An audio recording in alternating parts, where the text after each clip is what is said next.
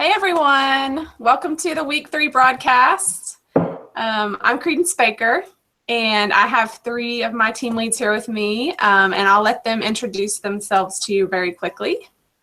And before I do that, let me make sure that we are in fact live. And we are, because I can hear playback. So, all right, so Hannah, would you mind introducing yourself? Hi, I'm Hannah Clary. I am a first grade teacher at Chamberlain.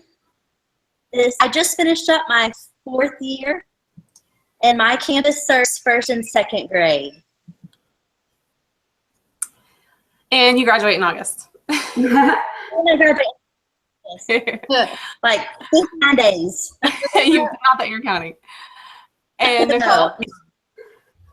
Hi, I'm Nicole Mishnick, and I work at Region 12. The Service Center is a project director for one of their grants, and I am hopefully going to be finishing up my dissertation sometime this summer. Yes, you will. Say, I will be finishing that dissertation. I will be finished. And Rachel? Hey guys, it's Rachel. I teach 4th grade in Waco, Texas. And I am graduating in August also. Just finished my 5th year of teaching, so getting towards the tech field. So we'll see what happens. And I have to share with you guys, I can see all of you on the back channel, and I see you're tuning in from Arizona and Louisiana and all over the place. And we're so excited to be live here with you. And just to kind of encourage you and tell you, if you made it past week 2, you are golden. That was the hardest week. And from here on out, it's the same routine. So you'll have that down. There's not a whole lot of new tools that we'll be using that you're required to use anyways, that you have to learn. So from here, you can kind of really just sink your teeth into the content of the course and enjoy it from here on out. So just wanted to give you some kudos for getting through week 2, and I did the same for my team leads there. It's just as tough for them, believe me. And some of them are juggling multiple classes and families and all of that kind of good stuff. So I just appreciate this learning community and everything that all of you contribute to it. So Rachel, you got a shout out from Heidi. Go Dolphins. So I want to kind of just dive into some of the questions that you had from your completion form last week. And I'll start with some of the class questions that came in, just because there were quite a few, and I want to make sure that I address them. So the first one came in from Kathleen Huckabee from Connectors, and she wanted to know, if there's any way she could connect with past Tarleton OOP participants. She really would like to learn from them, to share their resources with them. And the good news is I have a resource that I'm going to share with you in week 4 called the Resource Cheat Sheet. And basically what it is 5 years worth of compiled tools, a list of every tool that we talk about, links to it, descriptions of what the tools do. And then it has a link to all of the content for the course. So you'll have that even when the course is done. And I know I had a question about that.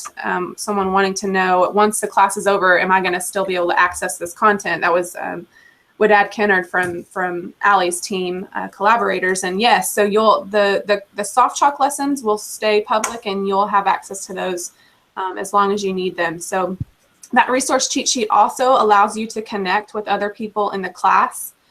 So there's a tab, and it's a sheet, a Google sheet, and there's a tab on there where you can enter your contact information, what you're interested in connecting about, and then you'll see who else would like to connect in those areas. So that's a resource I'm excited to share with you guys, because it helps sort of extend our learning past the course, past the 5-week condensed course. And so I also saw a shout out from Jerry for Allie's Picto chart. I'm glad you guys enjoyed that. I really was, I had asked her to do an infographic, and every year I have a team lead that that's their task to tackle. And she found that interactive one that just is really neat. Last year we had a video one. Every year just get better and better. But it shows you kind of the class makeup, and I think she did a great job on that. So the last question here related to the class was Emily wanted to know where these archive videos are, and hopefully, Emily, you're on. They're on the homepage in a folder called Archived Google Hangouts. And so once the broadcast is over and I stop broadcasting, it actually feeds straight to my YouTube channel, and I'm able to embed it straight into Blackboard. So there's always a recording of these broadcasts there. So before I move on, are there any questions from the back channel related to sort of logistics of our class? Anything that's not clear, or questions that we could answer related to the different areas that you're supposed to collaborate and contribute? Be sure and let us know here on the back channel, and we'll get those answered. We have someone from Chicago too. That's awesome. All over. Everybody's traveling. I think Angela's in Colorado. She might be tuning in from there. Okay, well, let's move on to some of the other questions that came in. And I'll let you three chime in anytime. So these are all related to Google Hangouts because, of course, that was the tool that you experimented with last week. So one of the questions is, just tell me what are some different ways I could use this, because we had a few folks that were like, I don't really know that I would use this tool. And so we wanted to kind of brainstorm maybe some various ways you could incorporate either Google Hangouts or comparable tools, Skype, Zoom. There's quite a few different tools out there that do this kind of thing where there's video chat with multiple people involved. So what are some examples, team leads, that you guys would want to share that you either use Google Hangouts for or another tool for? Well, I know that in our classroom we've used Skype and actually YouTube before to Skype with different authors. A lot of times different authors, and actually I usually find out about these things on Twitter, but they'll do like a national broadcast of an author. Like we've done them with multiple different authors before, and you just click on a link and it opens up kind of like this. And you can submit your questions via the chat room, the group chat. So it's more like a presentation than really interaction video-wise, because it would just be too loud. But so we've used it for that. And then I was actually really impressed with the knowledge seekers, because a lot of them said they think they would totally use it for parent communication within the classroom. So if a parent can't come in for a conference, you could just use Google Hangouts and do it that way, and then they don't need to come in. So that might be, I thought that was a really good idea. I'm totally going to try that this year. I'm excited. So yeah, that's a great idea. And Hannah, you had mentioned that you had was it a Google Hangout with a police officer where you toured the station? Yes, we are. One of my parents was a police officer, and we were learning about community members and community helpers. And so he, I almost said FaceTime, Google Hangouted us. And he showed us around the station, and he talked to us, and he showed us kind of what they do. And the kids were so happy and excited to talk to him because it was real. I mean, everything that they were seeing was real life for them. Yeah, that is really neat. I love that idea. And so, yeah. Oh, I'm sorry. Did I interrupt you? Yes. Stephenville ISD also uses the text feature for communication. We have a phone in our room, but we usually don't use it just because it's so interrupting. So we will just instant message each other through Google Hangout if we want to collaborate, or if we have ideas, or if anybody needs anything. That's our main method of communication. Yeah, so a whole district can use it for collaboration across campuses, and someone said that on the back channel here. I love this from Luann. She said that they use Hangouts to converse with parents who are in the military on Veterans Day. I mean, the ideas are just endless of really expanding the walls of your classroom, opening that up to the outside world. But related to that, there were questions about security with Hangouts, and Lane from your team, Hannah, wanted to know, what about security when it comes to Hangouts and Twitter for the younger grades especially? What recommendations do you guys have there? I think we kind of talked about how when you're doing a Google Hangout, it's the teacher that's facilitating it. So when we did ours, and we've done them with, like, my dad's a geologist, so we Skyped with him and he showed us all these different rocks and stuff. And, you know, I'm in control of that. It's my login. So it's not like we're going to the computer lab and they're just finding one. It's not like it's a, you know, a chat room or Right. anything like that. So as the teacher, I'm facilitating it. And also, to add to that, you know, I'm huge on teaching netiquette in my class, so the internet etiquette and what you need to do and what you need to look for and how to be safe online. So, you know, I think it's just all about, like anything, it's all about how you set it up and those procedures. Sure. Yeah, you make a great point. It's something you don't want to deprive them of because it's a skill they have to have. And you're in control. You know, it's not that you're just handing it over to them to go out to the wolves out there. So good point. You know, when it comes to Twitter, I think Lane also asked about Twitter, and I don't know a whole lot of teachers of younger grades who let their students tweet. They might set up a class handle and then interact with experts in the field that way. I've even had some that don't use technology at all, but they want to teach their kids the 140 character concept. So it's about teaching them to be concise in their language. So, okay, how do we boil this down to 140 characters just as an activity?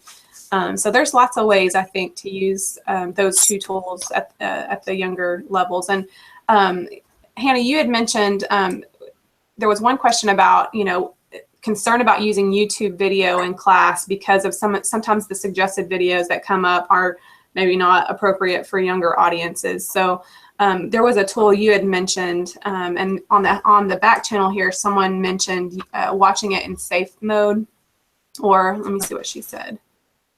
Safe share will remove the ads. But what was the tool you had mentioned?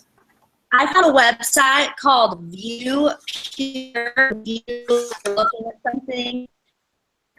And so you get the link to YouTube, and all you have to do is paste it into this website, and it takes away the ads, the thing on the side, your suggested videos. It takes it all away. Yeah, and if you missed that because of her, she has just a few Wi-Fi issues. Sorry, Hannah, but she said ViewPure, so VIEWPURE.com, and it lets you add in the link, and then it strips out all of the stuff that's not good, I guess. So that's a good option. Okay, so let's move on to some questions. Oh, I wanted to go back to one from Stephen Pape about how can you use Google Hangouts to record and archive for later. And you would do it exactly as I'm doing it right here, except for you wouldn't do a public broadcast. You would do a private broadcast, and then you would record yourself, and you can do screen share here in Hangouts. In fact, let me do a quick screen share just to show you guys. I'll pull up the back channel here so you can see, and I'll pull up Allie's infographic here. So you can do a screen share here in Hangouts. So you can do where they can see you, where they can hear you, where they can see your screen, where you can have multiple people on here, and it can all be recorded as long as you're broadcasting. And again, that doesn't have to be a public broadcast. And then once you stop the broadcast, it will basically immediately put it on your YouTube channel, and you can use a link, or you can embed that content in your Blackboard course or wherever it is you want to share that video. So Google Hangouts broadcast is a perfect tool for screen share, for video, for bringing in experts, those types of things. So I'm glad you kind of are thinking in that way about using it. Okay, let me check in on the back channel real quick and see. Ashton, he posted a link called viewpure.com. I'm assuming that, oh, ViewPure. Yes, P-U-R-E. And let's see. Any of these tools that we're talking about, I'll archive them along with the video. So you, and then also on the resource cheat sheet later on. So you'll have access to these tools later. But I did see one way back when we first started related to the class, and sorry to kind of jump around on you guys, but I do want to address this. So related to class logistics, I wanted to know, how do you deal with folks that aren't collaborating until the last minute? And if you have the answer to that, I will pay you $1 million. That's just the nature of online learning. And so all I can do as the instructor is really encourage you guys to try to participate as early as possible. One thing that I'm really trying to hit home this week on the key point entries, because that's really where you're waiting on someone, is in that key point document, is to just at least get your key point statement, that broad takeaway idea, put in there. And you can always come back later and add related resources in the application section. But to get that statement put in early allows your team members to have something to comment on. So if you can just try to get that in as early as possible. And then, of course, if there's no way you can participate on the weekend and there's nothing to comment on, just let your team lead know. That's just the nature of online learning. So just wanted to make sure I addressed that question. Okay, so next question came from Claire on your team, Hannah, Claire Wilkinson, and hopefully she's on the back channel. Hey, Claire.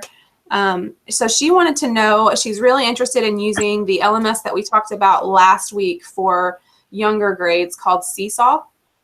And she wants to know, how can you start out and get parents involved using it and truly get them invested in it. And Nicole, I think you had some really good points about this. Yeah, so I have a kindergartner, well, going to be first grader, but they used Seesaw last year, and we were probably 6 to 8 weeks into school when they started, or they started using it, and he came home and talked about it, and then they had a parent night, and it was like open house, and they had their tech person come in and help us put it on our phones, get our kids login. They had the kids share some stuff. And then his teacher was really good, especially the first couple weeks, about consistently using it so that we would get the notifications and we would see it. And then after that, she kept it up about once or twice a week. She would put stuff on there. But I think that initial helping us get it on our phone and getting to see what we could do with it really motivated a lot of the parents to stay involved. Yeah, that's so critical. Another thing, Hannah just posted on the back channel that when parents comment, she shows the student to get them excited to go home and plug it to the parent, which is just brilliant. Just brilliant, Hannah. And then, putting artwork or pictures on there draws the parents to the tool. So whatever you can do to show them the value of it and to add value and save them time and, help them keep on top of things. I think that's the best way to start using the tool for sure. So great question, Claire. Wanted to move on down to some of the social media questions that came in. And Hannah, this is actually your question, ironically, Hannah Parsley from Creators. So she wants to know what's our favorite social media tool to use with students or use as a teacher. And then she shared that she loves to use Facebook to share photos and keep parents informed. But any other social media tools besides Facebook that you guys, like, what's your go-to tool, social media tool? Personally, for personal use is Facebook, but professional use is Twitter. And I would say the same for me. That's exactly how I do it. But I'm sure Rachel, you had a good point about why you use Facebook. Yeah, so a lot of, and I only know this because I took the social media class last summer, but most people who live in low SES areas tend to use Facebook. So that's like the most widely used among probably a lot of your students' parents. So that's why I think, like you said, Hannah, Facebook's probably the best tool to use. I know my school has a Facebook, and My principal got really into Facebook Live this year. She was Facebook Living everything. It was hilarious. I actually use Instagram a lot because my students, by the time they're in 4th grade, most of them have at least like a tablet or something, or on their parents' phone. And so I had like a separate class Instagram, and I let them follow us on there. And I don't follow anyone with that handle, but we would Instagram all the time. And I would post, pictures of field day, or I did like Insta stories and all that stuff. So, and I would let the students use my phone and do it, or I would do it. So Instagram was really good just because that's what my students have mostly. And then they would follow our class, and then they would show their parents. So, but then I use Twitter as well. So yeah, all really great tools with some very specific uses. Yeah, there's another one that Jerry just mentioned on the back channel, the Remind app, I guess. Yes, that's my favorite. Yeah, it sounds like it's a really neat tool. Yeah. So I think the point there is find the one that you're going to use as the teacher, the one that you find value in, and use it consistently. Use it as your communication platform and help parents see value in it and help get your students excited about it. And stick with it. Don't try to jump around a whole lot. Yeah, Remind is my favorite because parents can like text you on it, but they never know your number. Which sometimes I do give out my number, but with Remind, they sign up and they have all these new features now, and they can like message me individually first. They don't have to wait for me to send out a message. So I'll have like parents like, hey, like what time are pictures, like anything like that. Like sometimes they use it a lot. But they don't ever have my cell phone number, so it's faster than email. Yeah, cool. Yeah, I'm seeing a lot on the back channel who just love Remind 101. I really like how you can Go ahead, Hannah. I really like you can group message everybody. Yeah. Group message, yeah. We actually, for this class, the team leads and I have a behind-the-scenes Google Plus community, and I really have enjoyed that because I get an alert on my phone the second one of them has a question in there, and I can quickly respond, and they can all see it. I can share links and all kinds of good stuff in that behind the scenes, and so I've found that to be a really neat way to keep in contact with my team leads. For this particular course, I don't know how that would translate to a class setting, but Google Plus Communities, it has some really neat features, I think, and the nice thing is it's a closed group, so you control who has access to it. So Stephanie says her son's school uses Dojo. I haven't used that tool. Have any of you used that?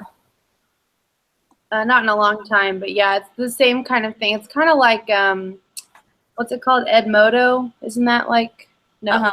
Yeah. Yes. I think it's kind of like that. So I could see though how if a campus doesn't adopt a tool or consistent tool, how it could drive some parents crazy if one, if for instance they have multiple teachers and they all use a different, it could make you have one of those social media overload moments. But that's cool. Well, so Vicki Brindley had a good question about helping young learners learn their keyboarding skills, and Hannah had told me about a tool called Typing Club, which I believe is free. And then we actually just started Googling free keyboarding tools for little kids, and there's a million out there. So definitely look into which tool works the best and it's free yet doesn't have ads and all the junk that you don't want. But we were talking about how we need a brush up on our keyboarding skills, so we need to we actually are kind of excited about getting in and trying out those keyboarding tools. So here's a good question that came in from Yodit. So Rachel, how could you use Google Docs for an entire class writing assignment? I love this one. Yeah, so you can't, kind of like how you guys have your key point entries and Dr. Baker's has created the document and shared it with you. So if you are like my Waco ISD is a Google district, so we have the Google Suite, so we have the classroom and the slides and docs and Drive and everything. So when my students, we've done writing assignments and it's literally just like your key point entries. I assign them one document and then they can add to it and add comments just like you guys are. So it's just how you guys are doing it now. But they have to have their own email. So ours have a specific using their ID number that's been assigned to them. It's their login. And so they have to have that first. So if they don't have those Google accounts, then I'm not sure actually how to do that. Yeah, you actually can. You can set it up as a public document that where anyone can contribute to it. But since you're only sending them the link, unless they forward it to the whole world, they should be the only ones in there. The problem with that is you can't really tell who's contributed what. But it could still be a good, if you just want to kind of try it out, just to show them the live, the live editing. I know some of you have been in your key point documents when I'm going in to change a structure or edit, and it freaks you guys out. It's so funny. I'll try to chat, and I can just see, like, people just, they just X out. Like, I'm not watching you. I'm just in there at the same time as you. And that's the beauty of it, is that real-time collaboration. So, I think it teaches them a great skill that they're going to need later in life. And then in terms of, improving their writing skills, I had a colleague here at Tarleton who, we were having trouble with our grad students with APA citations and in-text citations and that kind of thing. And so she did a whole activity, a writing activity, where each group member had one editing task and would go in and, show here's how you would correct this. And so she kind of rotated the task until they all were experts in doing those tasks. And the quality of writing in our program just improved dramatically. So we've seen some really big gains using Google Docs for that purpose. Great question. And this one from Vicky. So do you think second graders can handle the commenting process, or is that for older kids? So what do you think about that? I think Hannah should take that. I don't do little. Yeah. Allie responded on here that she thinks that they would love it. Just as long as you're kind of walking them through it at first. Just think about when you did your first comment and you realize I can highlight and basically I can show them exactly what I'm talking about with this comment. I think the novelty of that is pretty neat. And then resolving comments, that just makes you feel good, like, oh, I resolved that. So yeah, I agree, Allie. I think second graders would love it. Of course, there's going to have to be some structure around it at first. You're really going to have to walk them through how it works, and kind of slowly they'll build their skill with it. But yeah, great question. Well, so we're coming up on 2 minutes till 8 o'clock. It always flies by. Let me see if there's another question we can tackle really quickly. So let's tackle this one. Jennifer from Team Ignite, Jennifer Hobson, wanted to know, how do you handle technical problems that are outside of your students' control? And we talked about this before the broadcast. So patience is your best friend. So you're going to have issues with technology. They're going to have issues with technology. It's just the nature of technology. So the more patience you can have with it, the more you can go into it knowing something will go wrong and it will be okay, the better. It happened last week. I think I told you guys that I went to go do our live broadcast and I could not figure out, it wasn't the same as it was last year. And I thought, wow, Hangouts has taken away my ability to broadcast to my class and I'm about to freak out on somebody. And so I had a backup plan. I was able to find out that Zoom could do it. And then at the last minute, I figured out how to turn on the live broadcast. And so it always, in my experience, there's always a workaround. It always works out. yes, it can be rocky, but as long as you're patient and you understand that it's going to mess up, you're okay. So anything to add to that, guys? Do you know, when your students have technical difficulties, are you understanding? Do you give them, I think you have to be willing to know that sometimes some of them are going to know more about a certain thing than you are, and like they'll save the day. Yes, you have to be willing to be like, okay, I don't know, but if you can fix this, that's awesome. Yeah, absolutely. Well, that's a great note to end on. So everybody have patience this week 3. You're going to get through it. You guys are rocking it. The collaboration and the depth of the reflections and the interactions that you guys are having are amazing. We're all really proud of you. We're all just so excited to have you in the class. And continue to submit your questions on your completion form. Continue to ask us questions anytime. And we will see you next week. Take care.